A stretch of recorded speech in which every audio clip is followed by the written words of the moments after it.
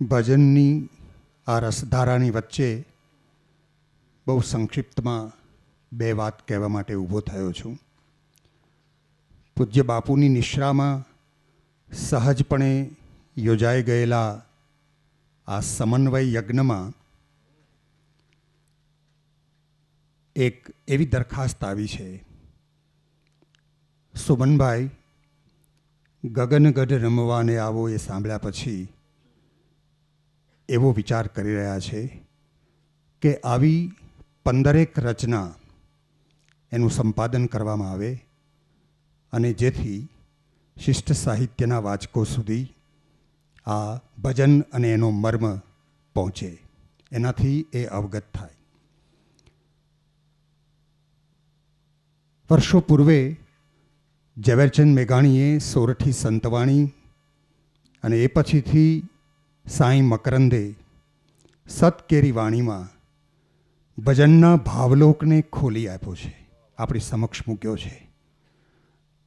આપણા આ સમન્વય યજ્ઞની પ્રથમ ફલશ્રુતિ રૂપે આવો એક પ્રયત્ન થોડા સમયમાં થશે એવી અદમ્ય ઈચ્છા સુમનભાઈ શાહે દર્શાવી છે, જે આનંદની વાત છે.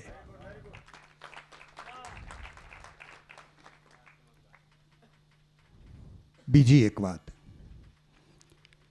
વર્ષો પૂર્વે યુરોપની એક કોન્સર્ટમાં એક પ્રસિદ્ધ સંગીતકાર, કમ્પોઝર, જેની 5મી સિમ્ફની સંગીતબદ્ધ કરેલા એના સુરોને પ્રસ્તુત કરવાની હતી. એ કોન્સર્ટમાં એ સંગીતકાર બેઠો, આખી જિંદગી જેણે સંગીતને અર્પણ કરી. સિમ્ફની પૂરી થયા પછી આખું ઓડિટોરિયમ તાળીઓથી ગાજી ઉઠ્યું. કમનસીબી એ હતી કે સંગીતકારે પોતાના કાન, શ્રવણેન્દ્રિય ગુમાવી દીધી હતી. હું માનું છું ત્યાં સુધી એ બીથોવન હતો.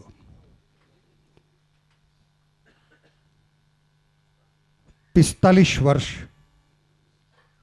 ભજનની દુનિયામાં જે માણસ જીવ્યો, મને યાદ છે આજથી લગભગ 35 વર્ષ પહેલાં ભાવનગરમાં 3 દિવસનું એક ભજન સંમેલન હતું. રવિ સાહેબ, બાણ સાહેબ, કીમ સાહેબથી માંડીને આપણા સમર્થ ભજનિકોની એ વાણીનું રસદર્શન થાય. એમાં કયા રાગો પ્રયોજાયા છે, જુદા જુદા પ્રદેશમાં આ ભજન કયા ઢંગથી ગવાય છે, એમાં શું ફર્ક રહે છે.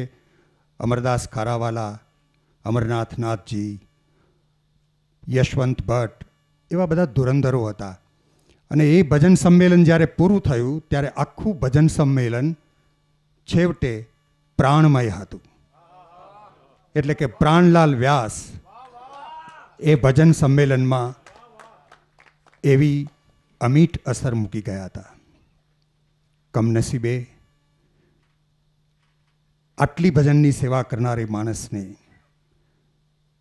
અવાજમાં કેટલીક મુશ્કેલી છે, પણ ભજનનો જીવ છે ને, ગાયક છે ને, બાંધ્યો રહેતો નથી. એને ઈચ્છા છે કે હું જેવું ગાઉં તેવું, પણ આટલા વર્ષોની અમારી સાધના પછી હું બાપુ પાસે આવ્યો છું. એ મારી આ ભજન યાત્રાની ફલશ્રુતિ છે, ને એટલે મારે બાપુની પાસે થોડુંક ગાવું છે. હું પ્રાણલાલ વ્યાસને નિમંત્રણ આપું છું કે અમે આપને આદરથી વધાવશું.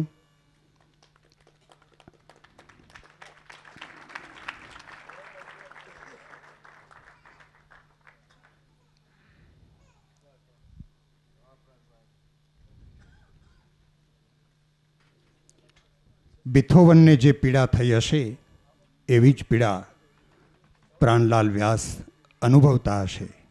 છતાં આપણે એમની હિંમતને પૂરેપૂરી દાદ આપીને વધાવશું. પ્રાણલાલ વ્યાસ પછી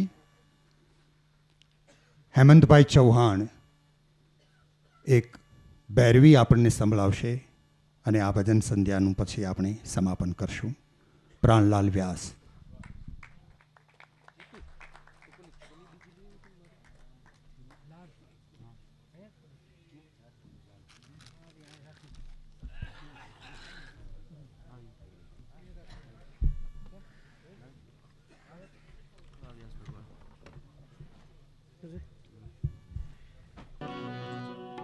ક્ષમા કરશો, એક 5 મિનિટનું નાનું ભજન. આ યાત્રામાં આવ્યો છું એટલે બાપજીના ચરણમાં એક નાનું ફૂલ ધરું તો લેખે લાગે આવ્યું. અને 45 વર્ષની મારી ભજનના સથવારે યાત્રા કરી છે. આજે મારી યાત્રા અહીં સફળ થાય છે.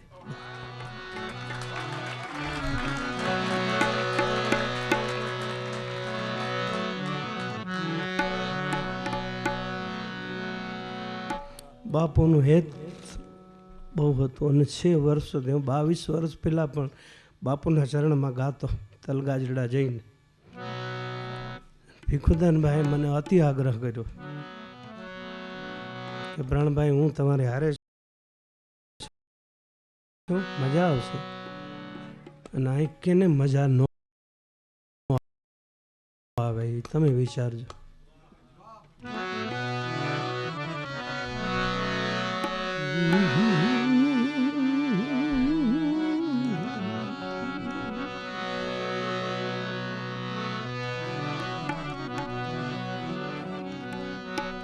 ક્ષતિ ક્ષમા કરવી જોઈએ તમારે, પહેલા માફી માગી લો.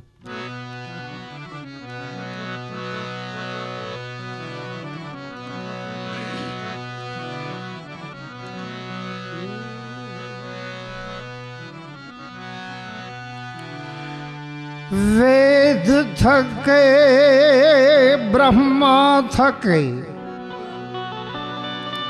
થકે શારદા શેષ,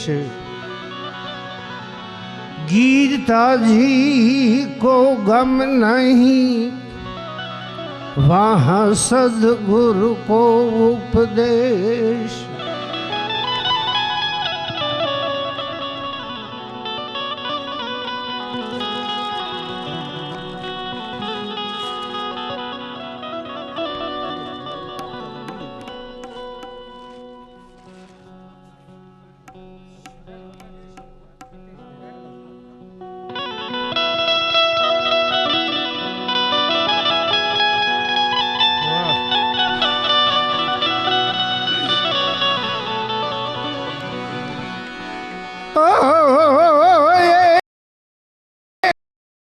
एक बूंद से सब होत है,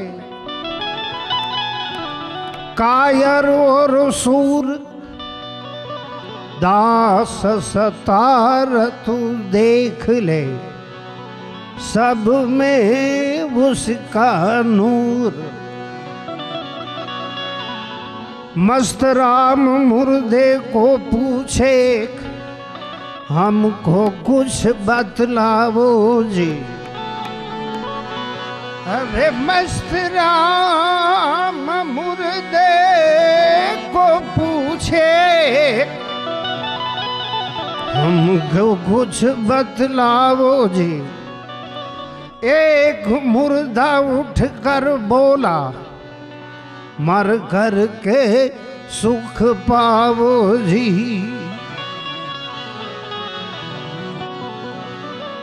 खाक में मिल गए हैं दोस्तों, खाक में घर बार मिला, खाक में मिल गए हैं दोस्तों,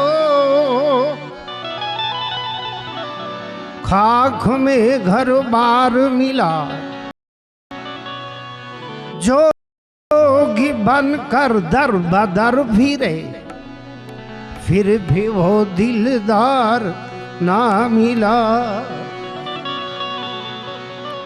कारण के तृष्णा ने तड़ियू नहीं, कोई दी भरा से नहीं बाप.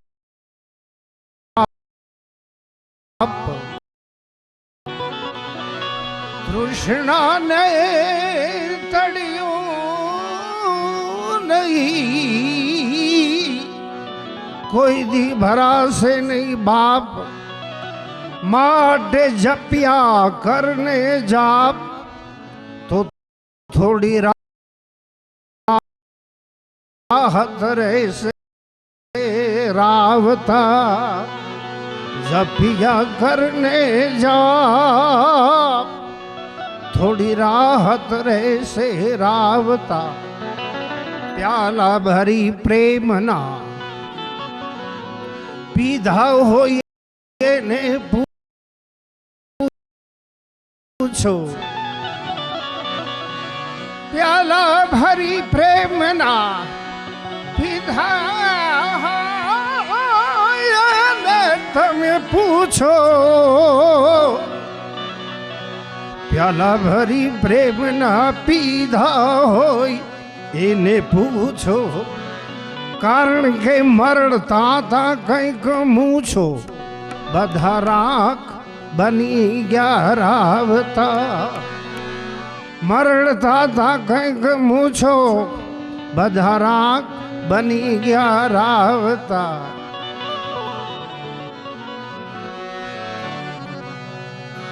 તો ભક્તિના રંગમાં રંગાણા વિના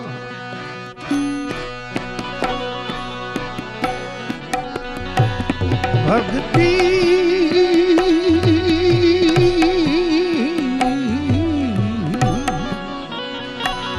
ભક્તિના રંગમાં રંગાણા વિના મારું ને તારું ભલા ક્યાં સુધી અને સદગુરુના ચરણો પકડ્યા પછી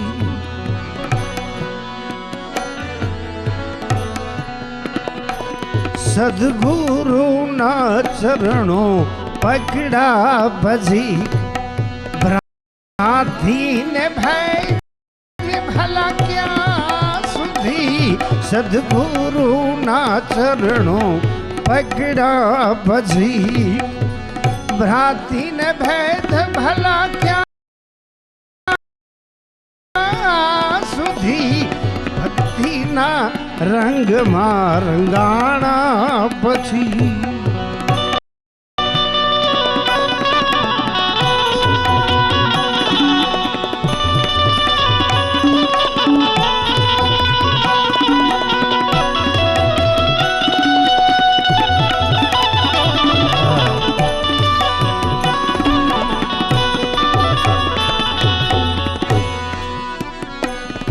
જે છે બધું એ તારું છે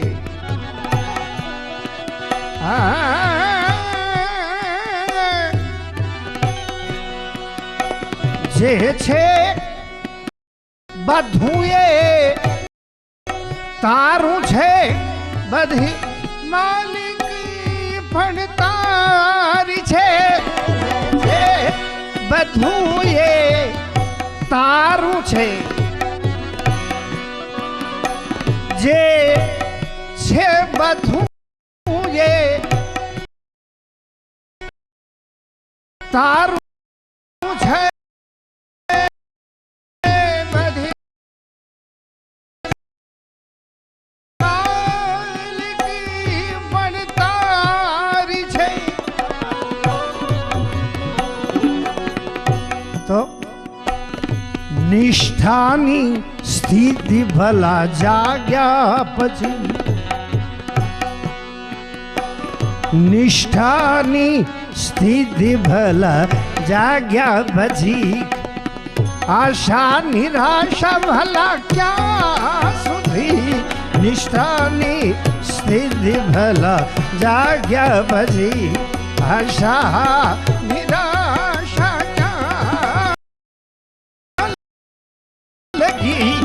ભક્તિના રંગમાં રંગાણા પછી ભલા મારું ને તારું આમાં ક્યાં સુધી ભક્તિના રંગમાં રંગાણા પછી સદગુરુના ચરણો પકડ્યા પછી